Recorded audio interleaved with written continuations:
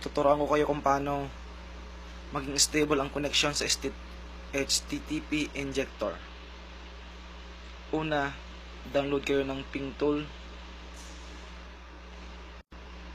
Ayan, ito, meron akong ping tools pro. Kapag tapos nyo na mag-download ang ping tools, open nyo siya.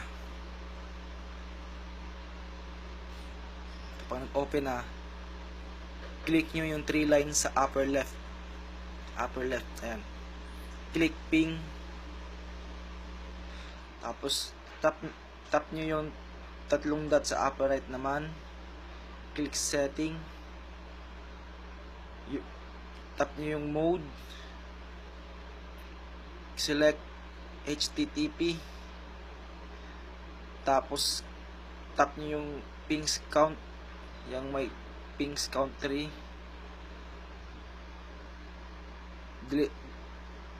Delete nyo yung 3. Tapos lalabas yung infinitely. Once na lumabas yung infinitely, click save. Tapos nakikita nyo yung google.com. So ang gagawin nyo siyang www.google.com. Tapos click ping.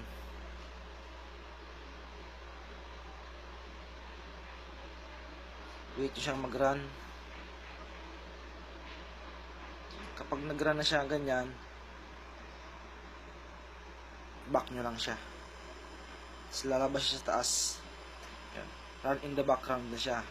So ngayon, next step is hanapin nyo si HTTP injector. Ayan. Open nyo siya.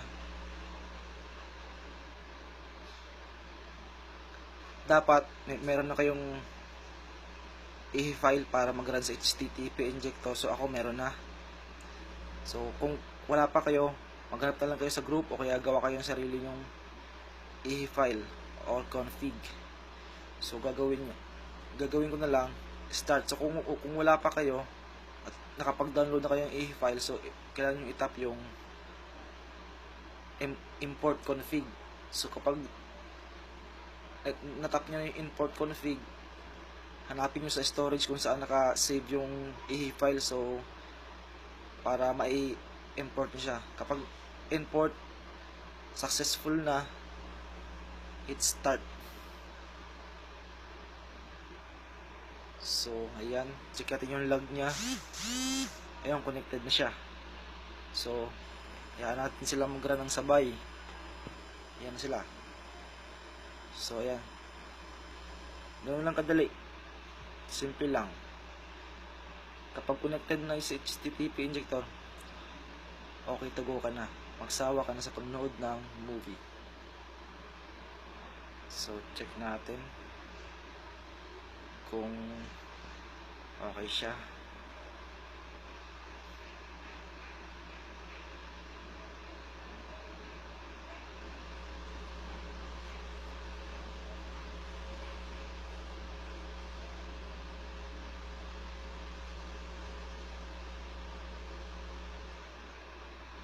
Yan, try natin tong video na to kung mag-play siya.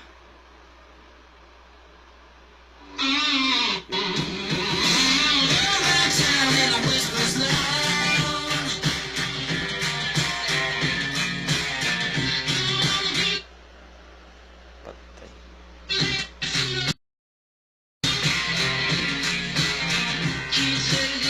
Yeah!